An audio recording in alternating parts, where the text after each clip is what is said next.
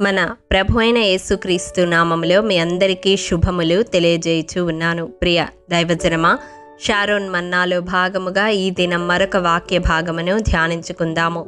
పేతురు రాసిన 2వ పత్రిక 1వ అధ్యాయము 7వ వచనము. భక్తి యందు సహోదర ప్రేమను, సహోదర ప్రేమ యందు దయను అమర్చుకొనుడి.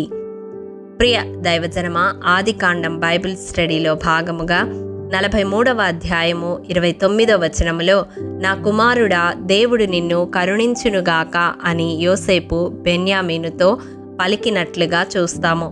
తన తమ్ముని మీద యోసేపునకు ప్రేమ పొర్లుకొని వచ్చెను అని కూడా వ్రాయబడి ఉంటుంది. యోసేపు తన సహోదరులకు విందు చేసి వారి వంతులు తన ఎదుట నుండి పంపినట్లుగా బెన్యామీను వంతు వారందరి వంతుల కంటే 5 అంతలు గొప్పదిగా ఉన్నట్లుగా వ్రాయబడి ఉంటుంది. ఆశీర్వాదము, శాశ్వత జీవము మన కుటుంబాలలో, మన జీవితాలలో ఉండాలి అంటే సహోదరుల మధ్య ఐక్యత కలిగి ఉండాలి. భక్తి మాత్రమే చేసేవారముగా ఉంటూ సహోదర ప్రేమను విస్మరించేవారు ఈనాడు అనేకులు మనకు తారసపడుతూ ఉంటారు. సహోదర ప్రేమ మాత్రమే కాదు, సహోదర ప్రేమ యందు దయను కూడా అమర్చుకొనాలని మూలవాక్యము తెలియజేస్తూ ఉంది. ప్రియ దైవజనమా, ఈ దినాలలో అంత్య దినాలు కనుక అనేకుల ప్రేమ చల్లారిపోవడం చూస్తూ ఉన్నాము.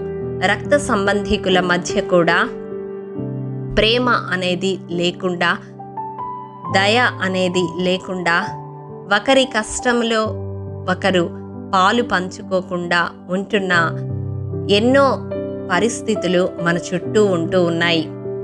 కానీ కేవలము భక్తి చేసే వ్యక్తిగా మాత్రమే కాకుండా యోసేపు సహోదర ప్రేమను కలిగిన వ్యక్తిగా మన ముందు కనపడుతూ ఉన్నాడు.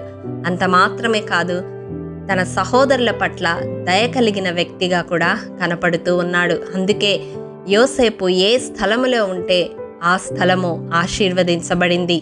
మరి నా జీవితంలో ఆశీర్వాదము అనేది మనం చూడాలంటే అటువంటి సహోదర ప్రేమను మన కుటుంబాలలో మనము కలిగి ఉండాలి.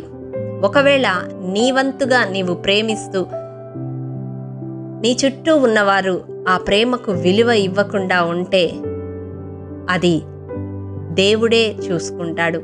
నీ వంతుగా నీ చుట్టూ ఉన్నవారిని ప్రేమించడము, వారి కష్టంలో వారిని ఆదరించడము, వారి పట్ల దయ కలిగి ఉండడం దేవుని బిడ్డగా నీ బాధ్యత అని ఈ దినం ప్రభు గుర్తు చేస్తూ ఉన్నాడు. నీ నుండి సహాయము పొంది విస్మరించి నిన్ను దూరము చేసుకున్న వారు ఉండవచ్చు, కానీ నీవు చేసిన సహాయము దేవుని సన్నిధిలో సాక్ష్యముగా నీ మీద దేవుని కృప కటాక్షము కనపరచేలాగా నిలిచి ఉంటుంది.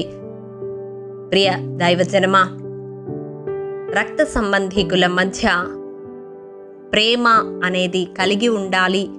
ఎటువంటి పరిస్థితిలో అయినా వారి పట్ల దయను కనపరిచే వరముగా ఉండాలి అని ఈ దినం దేవుడు మనకు బయలుపరుస్తూ ఉన్నాడు.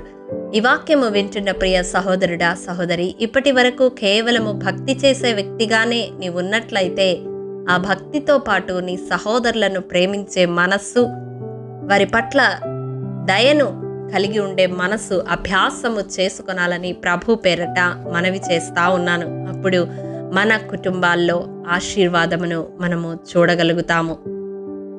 అట్టి కృప దేవాది దేవుడు మనందరికీ అనుగ్రహించునుగాక. ఆమేన్. ప్రేమ నమ్మకము కలిగిన మా ప్రియ పరలోకపు తండ్రి, నీ పరిశుద్ధ పాదములకు వందనములు. దేవా, విత్తబడిన వాక్యమును ప్రతి హృదయములో నూరంతలుగా ఫలింపచేయండి నాయనా. మా జీవితాలలో సహోదర ప్రేమను కలిగి ఉండి నాయనా, వారి కష్ట నష్టాలలో పాలు పంచుకునే మనస్సును, వారి పట్ల దయ కలిగి ఉండే మనస్సును, ఆదరించే మనస్సును మాలో ప్రతి ఒక్కరికి దయచేయండి నాయనా.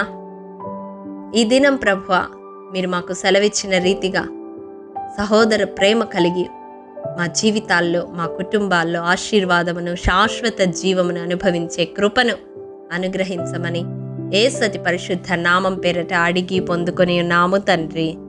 ఆమేన్. ప్రియ దైవజనమా, అనుదినము షారోన్ మన్నా ద్వారా అడగబడుచున్న నెంబర్ ఇన్ బైబిల్ క్విజ్ ప్రశ్నలకు సమాధానములు ప్రతి నెల మొదటి వారము కామెంట్ బాక్స్లో పోస్ట్ చేయబడతాయి.